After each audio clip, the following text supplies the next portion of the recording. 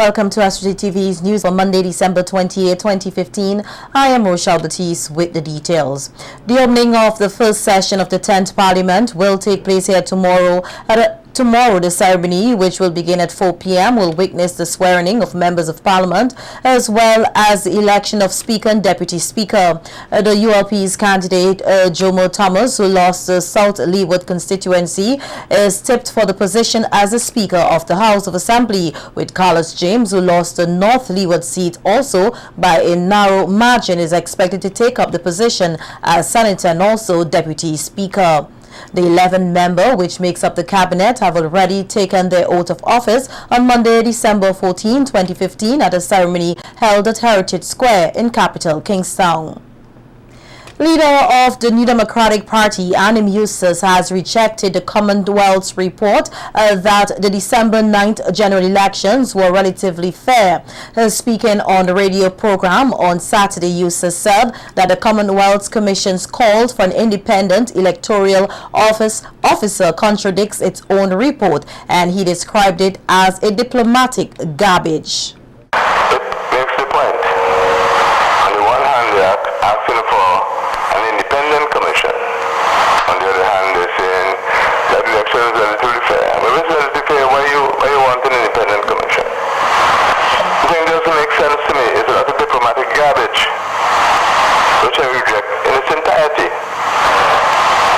It doesn't carry us any further along the road to having free and fair elections. And therefore, I don't look at that as some indication of what we should really do. You might like the idea of an independent commission, it might be a very good idea. But when somebody says that to you and in the same breath are looking at the election where there are many irregularities and that is relatively fair, what is relative? The diplomatic language. They don't want to come out and say what really has taken place. On that basis, I reject the report. Eustace called for supporters of the NDP and well-wishers to show their displeasure over what he termed as an unfair process by taking part in a peaceful picket outside Parliament tomorrow. For people to come out when the Parliament is meeting, because I believe it's important that we continue our protest against this illegitimate government that we have in St. Vincent and Grenadines. And therefore, they must take that time into consideration. People should try and get there more like 1:30, 2 o'clock in the afternoon rather than 4 o'clock, because I don't assume that the Parliament is going to be very long anyway. But we have to continue our protest against what has been an unfair, very unfair, corrupt election process. We cannot continue to operate on this basis ad infinitum. Meanwhile, SVG-TV News understands that earlier today, the court refused an application by the NDP to access certain electoral documents in relation to the recently held general elections. The NDP is being represented in the matter by Queen's Counsel Stanley Stocky John. And Press Secretary to the Prime Minister, Hans King, tried the president of the New Democratic Party, Anim Eustace, as being a weak leader. On a radio program today, King says Eustace is constantly contradicting himself and even his NDP members and supporters who have no confidence in his leadership. It's all about Anim Eustace trying to hold on to the leadership of the NDP. That is what this is about. This isn't about Ben or anything else, you know. This is about Anim trying to hold on to the leadership of his party. But we all know he is a weak leader. Rashata Nichols described him as such, and several other persons, Frank Silva and several other persons associated with the NDP, even those still associated with the NDP, underhandedly in letters and emails, people like Margaret London and them, have said he is a weak leader. But I want him to remain the leader of the New Democratic Party. And I want Anim Eustace to be around in 2020 to lead them to if defeat. So all they leave Anim right there and let he continue to be a weak leader. The people were saying, you see, he's showing his strength now because he had protest action. On the 12th in the press conference, he says to go to Parliament will be to concede. That's what the man saying. 3 days after the election, Then he comes back 2 weeks after the elections and says, that he is going to go. And don't think that means he weak. The press secretary also accused Eustace and the NDP of slandering the character of the supervisor of elections, Sylvia Finley, who is also his mother-in-law. Not only were they trying to disrupt businesses and so on, which they really weren't successful at, because business went on for the most part as usual. But the worst part of this is the harassment, the demonization, the vilification of a good and decent woman. And I'm not just calling her a good and decent woman because she's my mother-in-law, or because I'm married to her daughter, but anybody, including them in the NDP. And I still want to, and that's one of the things I didn't do today, but I've been trying to get the newspaper clippings and so on. When she was sworn in as supervisor of election, those in the higher echelons of the New Democratic Party, including Sinclair Leacock, had nothing but praises for Sylvia Finley, because they know that she is a woman of integrity. But now those same people, including people like John Horn, and John Horn, I have no respect for you anymore, guy. I'm telling you straight up, none, would want to cast allegations against her, all in the name of politics, and for a stupid cause that really is not going to go anywhere. In other news, having framed their message around and uplifting Labour love as a team for good governance and neighbourly embrace, Prime Minister Dr. Ralph Gonsalves, in his Christmas message, said that the team must now evolve into an all-encompassing and inclusive one love. Noting that the team is grounded in the treasured, tried and tested values of Caribbean civilization, the Prime Minister called for unity among all Vincentians. Be sure, these are challenging times, but with faith, hope and love, we will succeed as a united people in meeting all the challenges, those which are externally sourced and those which are homegrown. We must strive more than ever to be good neighbors. We must consider the poor, the vulnerable and the marginalized. And in the process, the Lord will deliver us in times of trouble. At this Christmas season, I urge that we give generously and open-handedly to the poor, and to do so without a grudging heart. And if we do so, the Lord our God will bless us in all our work and in everything that we put our hands to. As a nation founded on the belief of God, the freedom and dignity of the people, Dr. Gonsalves said that Vincentians crave for a more united and not a more divided St. Vincent and the Grenadines. He further went on to urge persons not to get involved in activities which promote disruption, as this will only cause more division. The general elections are over. The ULP won them. We must get on with the business of life and living. And let us forget the discord, the manufactured complaints. The elections are over and the ULP won them. I urge all right-thinking Vincentians to ignore those who are bent on disruption now or threaten disruption later. I am certain that the disruptors will never succeed with their campaign of unreason and bile. Expecting a busy 2016, Her Majesty the Queen Elizabeth II shared a message of hope and love in her annual Christmas message broadcast globally. Reflecting on momentous occasions throughout the Commonwealth nations and the world over during 2015, the Queen said persons must strive to live by the message of Christ to promote unity among all men.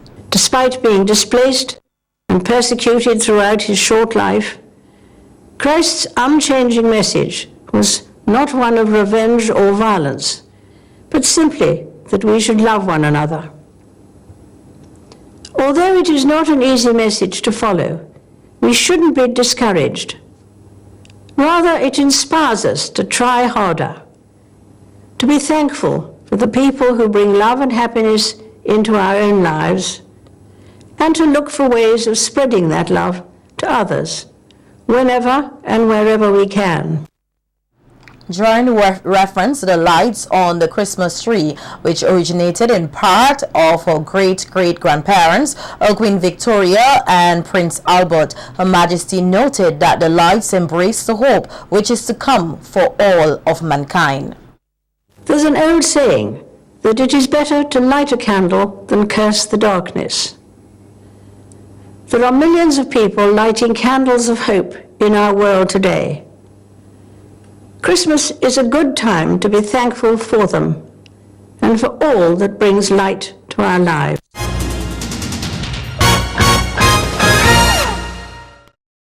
With over 18,000 acres of land available for farming, it is the aim of the Ministry of Agriculture to build a modern, diversified agricultural sector. Commenting on the development of the cocoa industry at last week's launch of the St. Vincent Chocolate Company, Minister of Agriculture Sabota Caesar said that the plan to diversify the agriculture sector is a thrust in the right direction, adding that there is also hope in rehabilitating banana cultivation. More than 20% of our arable lands under cultivation. It's more in the tune of 60%. We have, in the aftermath of the heyday of bananas, 1992, stopped farming very high and close to the watershed areas. We have come down from the 1,000 contour and we are farming now on more areas that are low-lying. With more cocoa production, we intend to move closer up to those areas that were once farmed with bananas, and we intend in 2016 to begin a program here in St. Vincent and the Grenadines to cultivate some 3,000 acres of bananas.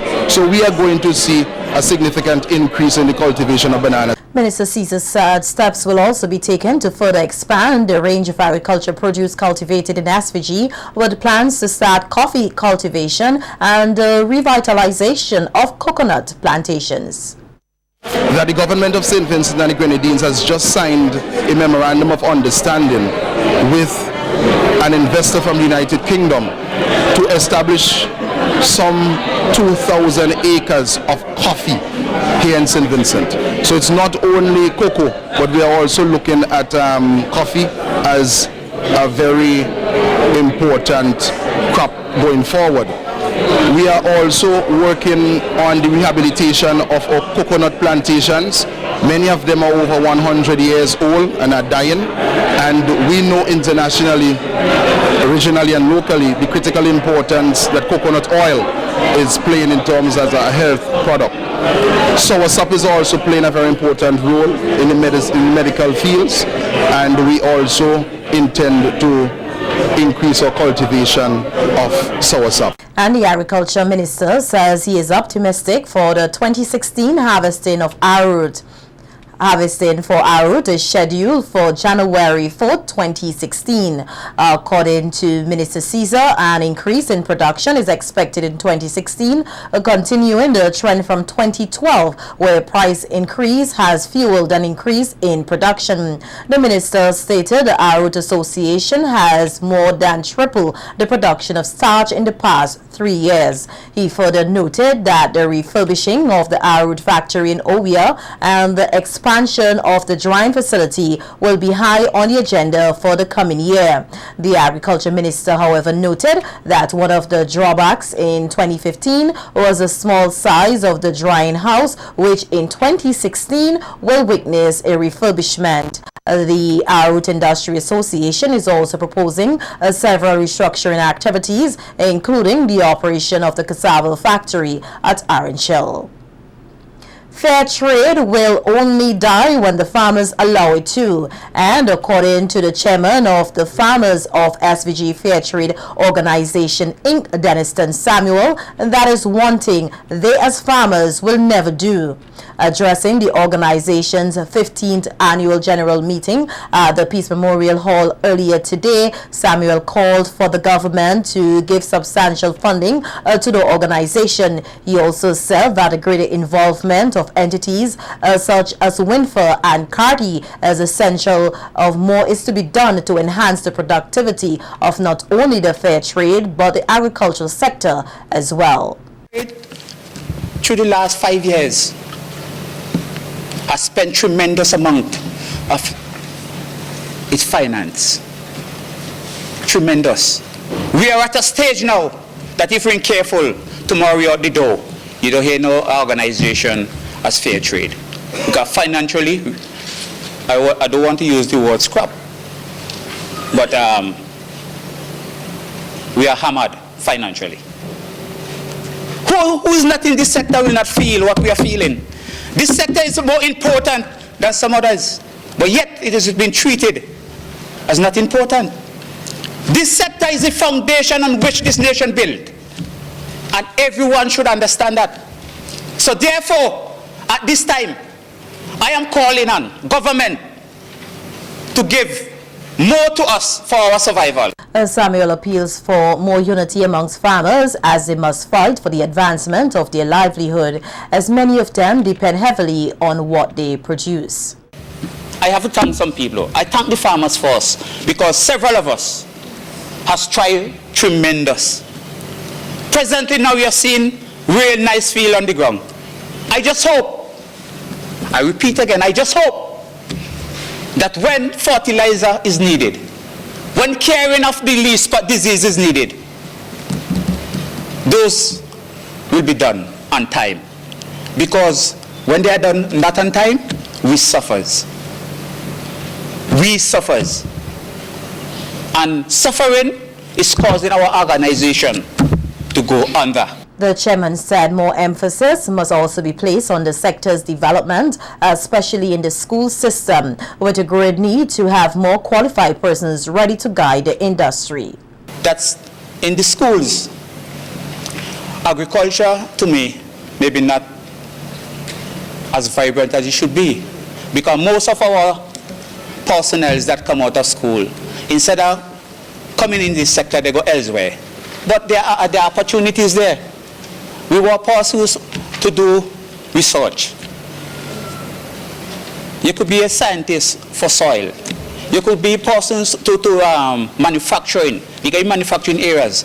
There are so much areas that person need to be trained in to assist this dynamic sector. In other news, the police are investigating a vehicle accident involving motor vehicle PU 985 owned by Sharon Nash and driven by Rodine Nash, both of Layu, which occurred at Grenville Street on December 18th. Pedestrian Nicholas Lewis, 47 years, of Edinburgh, sustained serious injuries about his body. He subsequently died at the Milton Cato Memorial Hospital on December 22nd. Investigations are also being carried out into an accident in the Rottermill area on Christmas Eve involving motor vehicle H485 owned and driven by Francis Thomas, 51, of Diamond. The vehicle was traveling towards Prospect when it overturned and the driver fell out and sustained injuries to his head. He was taken to the Milton Cato Memorial Hospital where he succumbed to his injuries. To date, there are 15 accidents which resulted in 25 deaths. And the police are investigating the circumstances surrounding the death of Ojavi Hooper, 20 years, laborer of South Rivers, which occurred at South Rivers between 9 and 9:30 p.m. on Christmas Day. The deceased sustained a gunshot wound to the left side of his back. He subsequently died. A post-mortem examination is expected to be performed on his body. The remnants of Gideon, a Christian drama group, will be performing their theatrical production Bittersweet, Love Sweet and Tears at the Peace Memorial Hall on January 1st, 2nd and 3rd. The play seeks to highlight the plague of domestic violence and its many forms within society. Speaking with SVG-TV News earlier today, production manager Celia McDowell said that though the group will no longer be performing in the National Theatre Arts Festival, the experience gained has helped them in conceptualizing an excellent production. McDowell says her group is motivated not just by the love for drama, but also the desire to share the gospel of Jesus Christ. I would definitely say for love of drama, well, the Remnants of Gideon is part of the Exalting Worship Ministry for persons who may not be aware. And apart from for love of drama, it's also for love of Jesus Christ, because we use all different art forms to just share the gospel.